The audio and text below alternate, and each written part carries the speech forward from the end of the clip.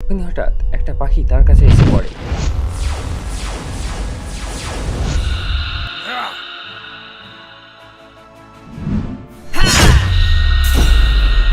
পাঁচটা অস্ত্রের শক্তির ব্যাপারে লেখা রয়েছে, তুমি আমার দেবীর মন্দিরে চুরি করছো।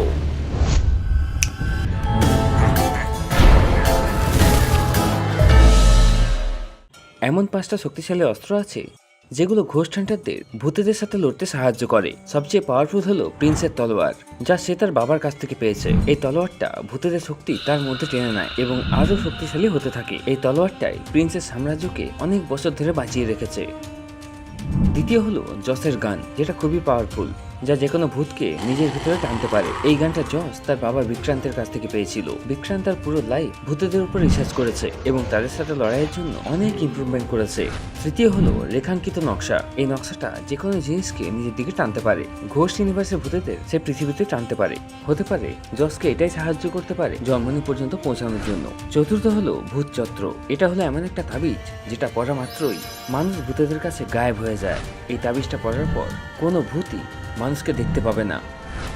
পঞ্চম হলো বিমানা। এটা এমন একটা কেপ যার মধ্যে ওড়ার শক্তি রয়েছে। এটা পড়া মাত্রই মানুষ আলোর গতিবেগে যে কোনো জায়গায় যেতে পারে। প্রথম দুটো জিনিস জস এবং প্রিন্স পেয়ে গেছে, কিন্তু রেখাঙ্কিত নকশা, ভূতচত্র এবং বিমানা কোথায় আছে, কার কাছে আছে এবং কে বানিয়েছে, জস এবং প্রিন্সকে এটাই জানতে হবে। এই দুটো জিনিস পাওয়ার পরই জস এবং প্রিন্স ভলচেস এবং বাকি ভূতেদের হারাতে পারবে। এই বিমানা তো অনেক শক্তিশালী জিনিস মনে হচ্ছে। এটার সাহায্যে তো আমরা যে কোনো জায়গায় খুব সহজেই পৌঁছে যাব। এটা কি আমার বাইকের চেয়েও ফাস্ট? কি জানি। এর ব্যাপারে আরো দেখো, কি এই বিমানাকে।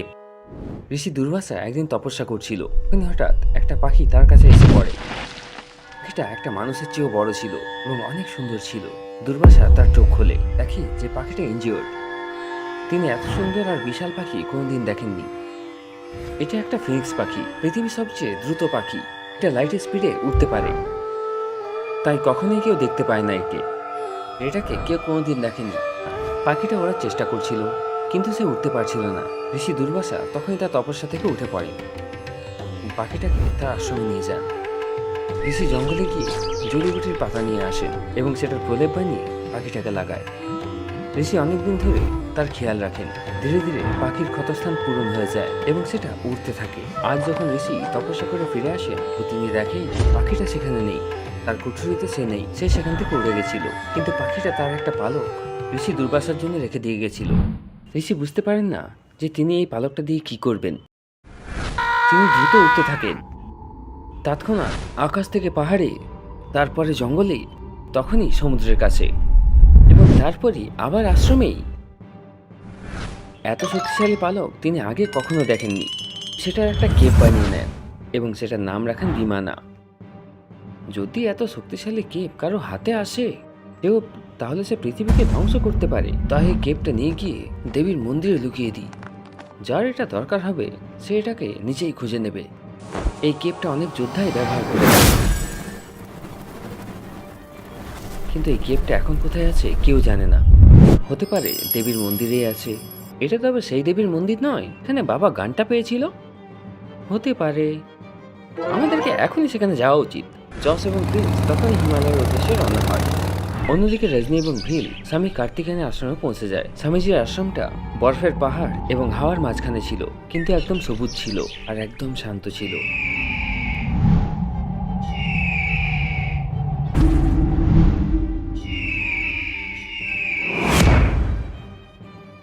রজনী, এবার তোমাকে এখান থেকে নিজেই যেতে হবে। স্বামীজির সাথে দেখা করতে হবে। তোমার শক্তিগুলোকে কন্ট্রোল করতে শিখতে হবে। আমার লোকেদের আমার সাহায্যের দরকার। আমাকে এখনই যেতে হবে। রজনী আশ্রমের ভেতরে প্রবেশ করে এবং ভীল তখনই দৌড়ে তার বস্তির দিকে রওনা হয়। বস্তিতে ভূতেরা অ্যাটাক করে দিয়েছিল, বাড়িঘর ভেঙে দিয়েছিল, বাচ্চাদের তুলে নিয়ে গেছিল, খেতে আগুন লাগিয়ে দিয়েছিল। ভীল তখনই বস্তিতে পৌঁছে যায়। লোকেরা ভীলকে বলে যে প্রতি রাতে ভূতেরা অ্যাটাক করছে, বাচ্চাদের নিয়ে যাচ্ছে, তাদের জ্বালাতন করছে, ভয় দেখাচ্ছে। ভীলের খুব রাগ হয়। ভীল একটা ছোট আর্মি বানায়, দেবীকে প্রণাম করে এবং ভূতেদের খোঁজার জন্য বেরিয়ে পড়ে। দুদিন পর্যন্ত ভূতেদের খোঁজার চেষ্টা করে, কিন্তু তারা ভূতের কোনোই সন্ধান পায় না। আসলে ঘোষ নিবাসের দরজাটা ভীলের বস্তিতে খুলেছিল। এই ঘোষগুলো আসতো শুধু বাচ্চাদের কিডন্যাপ করে নিয়ে যেত, তাই ভিল কোনো সূত্র পায় না।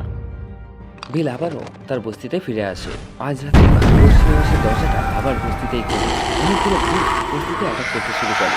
ভিল তখন চুক্তি বাজায়, কিন্তু এটা কি ভূতেরা পরাস্ত হয়? কিন্তু কিছু সেকেন্ডের মধ্যেই আবার নরম হয়ে যায়। ভিল পুরো শক্তি লাগিয়ে আবার চুটকি বাজায়, কিন্তু আবার সেরকমই হয়। এটা কিরকম ভূত? এদের ওপর তো আমার পাওয়ারগুলো কোনোই কাজ করছে না। ভিল তার লেজার দিয়ে ভূতের উপর অ্যাটাক করে। ভূতেরাও ভিলের উপর অ্যাটাক করে, কিন্তু ভূতেরা অনেক বেশি ছিল এবং ভিল একলা। ভিল বেশি তাদের সাথে লড়তে পারে না এবং প্রতিদিনের মতোই ভূতেরা আজও ঘরবাড়ি ভেঙে দেয় এবং বাচ্চাদের নিয়ে চলে যায়।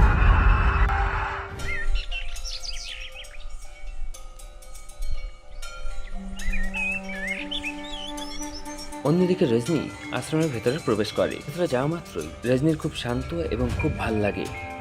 হঠাৎ রজনীকে চারিদিক দিয়ে অনেকগুলো বাচ্চা ঘিরে ফেলে।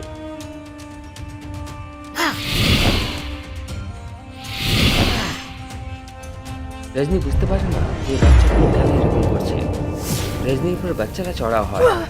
তারপর রজনী তার কন্ট্রোল হারিয়ে ফেলে। তারপর তার চোখ এবং হাত দিয়ে লেজার বেরোতে শুরু করে। সম্পূর্ণ আশ্রমটাকে ধ্বংস করতে শুরু করে। তারই মধ্যে সেখানে স্বামী কার্তিকেয়ন চলে আসে এবং রজনীকে শান্ত করে দেয়। দেখতে দেখতেই সবকিছু ঠিক হয়ে যায় এবং আশ্রম আবারও আগের মতো হয়ে যায়। আপনি কে? আর আমার শক্তিগুলোকে আপনি কিভাবে কন্ট্রোল করলেন? বালিকা, আশ্রমে তোমার স্বাগত। আমি তোমার শক্তি দেখতে চাইছিলাম। তোমার মধ্যে অনেক শক্তি আছে। শক্তিগুলো জসকে সাহায্য করবে বালজাসকে হারাতে। এসো আমার সাথে এসো। আজকে আরাম করো, কাল সকাল থেকে তোমার যোগা এবং মেডিটেশনের শিক্ষা শুরু করব। পরের দিন সকালে রজনী নিজেকে জানতে এবং চিনতে তৈরি ছিল। স্বামীজি তাকে একটা জায়গায় নিয়ে যায়।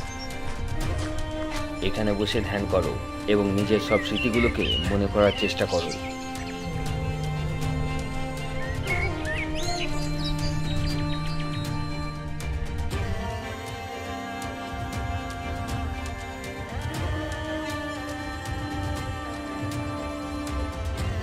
অন্যদিকে জস এবং প্রিন্স জসের বাইকে দ্রুত গতিতে মন্দিরের দিকে রওনা হয়।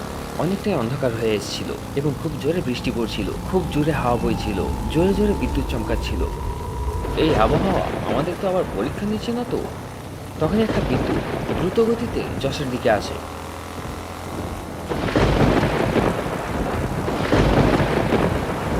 খুব জোর বেঁচে গেছি আজ। ধীরে ধীরে আবহাওয়া ঠিক হতে শুরু করে, কিন্তু তখন হঠাৎ কিছু ভূত তার সামনে চলে আসে এবং জস এবং প্রিন্সের উপর অ্যাটাক করতে শুরু করে।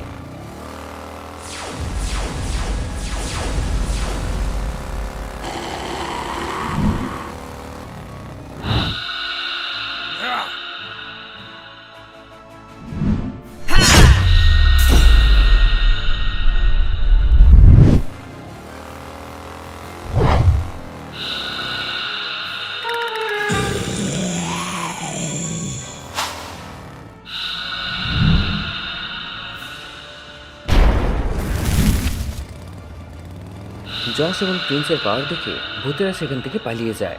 এখনো তো মন্দির পর্যন্ত পৌঁছালাম না, আর এত প্রতিকূলতা! ওখানে যাওয়ার পর কি জানি কি হবে। জস, ভালো কথা বলো। জস এবং প্রিন্স মন্দিরের দিকে পৌঁছাতে শুরু করে। জসের বাইক কিছু সাথে ধাক্কা খায় এবং নিচে পড়তে শুরু করে। সামনে তো কিছুই ছিল না, তাহলে বাইকটা ধাক্কা লাগলো কিসের সাথে? বাইকটা নিচে পড়তে শুরু করে। জস বাইকটাকে কন্ট্রোল করার চেষ্টা করে, কিন্তু বাইকটা বন্ধ হয়ে যায়। জস এবং প্রিন্স সুযোগ বুঝে গাছের উপর লাফিয়ে পড়ে। তারপর দুজনায় গাছ থেকে নিচে নেমে আসে। জস, তোমার বাইকটা তো আজকে আমাদের মেরেই ফেলেছিল। জস আছে তো তোমার কিছুই হবে না আমার বন্ধু। মনে হচ্ছে এর পরের সফরটা আমাদেরকে পায়ে চলেই করতে হবে। দুজনে জঙ্গলে মন্দিরটাকে খুঁজতে শুরু করে। সামনে জঙ্গলে তারা দুটো রাস্তা দেখতে পায়। মনে হচ্ছে আমাদেরকে লেফটে যাওয়া উচিত, না আমাদের রাইটে যাওয়া উচিত। আরে চলো ক্রস করে নি। হেড আসে তো লেফট, টেল আসলে রাইট। কয়েনটা ছড়ে এবং টেল আসে।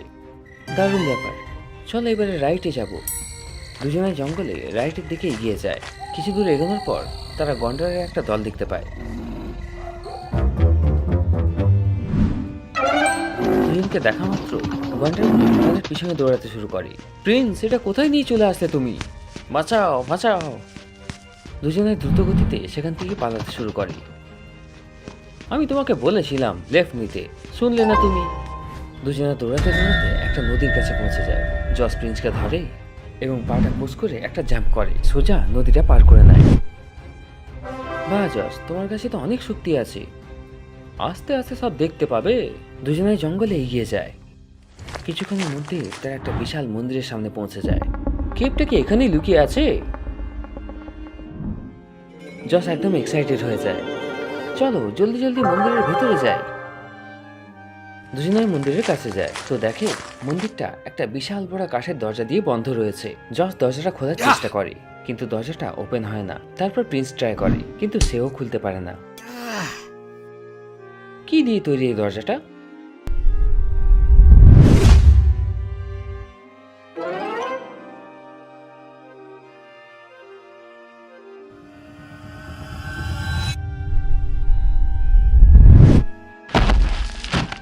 সবকিছু ট্রাই করে নিলাম কিন্তু এই দরজাটা ওপেনই হচ্ছে না। আমার বাবা বলতো ভগবান তার নিজের ভক্তদের কখনোই আটকান না, শুধু তাদের পরীক্ষা নেন। নিশ্চয়ই কোনো অন্য পদ্ধতি বা রাস্তা হবে। জস মন্দিরের এদিক ওদিকে রাস্তা খুঁজতে শুরু করে। তখনই তার নজর একটা পাথরের উপর পড়ে, যেটা মন্দিরের সাথেই লাগানো ছিল। সেটার মধ্যে একটা অ্যারো সিম্বল ছিল এবং সেই পাথরটা অন্য পাথরগুলোর থেকে একটু আলাদা ছিল। জস কাছে গিয়ে ওই পাথরটাকে সরিয়ে নেয় তো ভেতরে যাওয়ার রাস্তা দেখা যায়। পেয়ে গেছি রাস্তা।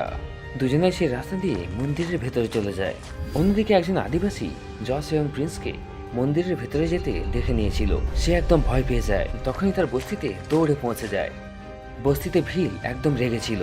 সে ঘোষ শ্রীনিবাসের ভূতের হাত থেকে তার বস্তিটাকে বাঁচাতে পারেনি। সেই আদিবাসীটা এসে ভিলকে বলে যে দেবীর মন্দিরের ভেতরে দুজন লুকিয়ে লুকিয়ে ঢুকে পড়েছে। ভিল আরো রেগে যায়। দেবীর মন্দিরের ভেতরে চোর, আমি ছাড়বো না। ভিল তখনই মন্দিরের দিকে এগিয়ে যায়। অন্যদিকে জস এবং প্রিন্স মন্দিরের ভেতরে পৌঁছে যায়। মন্দিরের ভিতরে অনেক অন্ধকার ছিল। প্রিন্স তার তলোয়ার দিয়ে মন্দিরের ভিতরে আলো করে দেয়। চারিদিকে দেওয়ালে সংকেতের মাধ্যমে কিছু লেখা ছিল। জস এবং প্রিন্স কেউই কিছু পড়তে পারছিল না, কিন্তু সামনে যাওয়ার জন্য কোনোই রাস্তা ছিল না। জস কিছু স্টোন আগে পেছনে দেখতে পায়। এটা কি কোনো সূত্র আগে যাওয়ার জন্য? জস মন দিয়ে দেখে তো দরজায় একটা প্যাটার্ন তৈরি ছিল এবং সাইডে পাথর ছিল। নিশ্চয়ই এই প্যাটার্নটা তৈরি করতে হবে সাইডের দেওয়াল দিয়ে, তাহলে দরজা খুলে যাবে। জস স্টোনগুলোকে প্যাটার্নের মতো সাজিয়ে ফেলে তো দরজাটা খুলে যায়। বা জস, ভেতরে একটা লম্বা রাস্তা দেখা যাচ্ছিল এবং দুদিকে দেওয়ালে সংকেতের মাধ্যমে কিছু লেখা ছিল। এই সব সংস্কৃতে লেখা আছে। আমি একটু আধটু পড়তে পারি। জলদি জলদি পড়ো কি লেখা আছে। কিছু কিছু মুছে গেছে কিন্তু এখানে 5টা অস্ত্রের শক্তির ব্যাপারে লেখা রয়েছে এবং এটা লেখা আছে যে দেবীর শক্তি এই 5টা অস্ত্রে আছে। ওই 5টা অস্ত্রকে খুব সাবধানে ব্যবহার করতে হবে। এরকম তো নয় আবার যে বাকি অস্ত্রগুলো এখানেই আছে। কি জানি, কিন্তু অস্ত্রগুলো কোথায় এটার ব্যাপারে কিছুই লেখা নেই। জস এবং প্রিন্স মন্দিরের ভিতরে যাওয়া শুরু করে। কিছুক্ষণ চলার পর তারা একটা দেবীর সামনে পৌঁছে যায়। পৌঁছে গেছি আমরা দেবীর মন্দিরে। জস এবং প্রিন্স দেবীকে প্রণাম করে। জস এখানে সেখানে দেখে কিন্তু সে কেপটাকে কোথাও দেখতে পায় না। প্রিন্সও খোঁজার চেষ্টা করে। তারই মধ্যে দ্রুত গতিতে দৌড়াতে দৌড়াতে ভিল সেখানে চলে আসে। তুমি আমার দেবীর মন্দিরে চুরি করছো। ভিল জ্যাম্প করে এবং তার লেজার দিয়ে প্রিন্সের উপরে হামলা করে দেয়। প্রিন্স তার তলোয়ার দিয়ে তার লেজারটাকে আটকে ফেলে।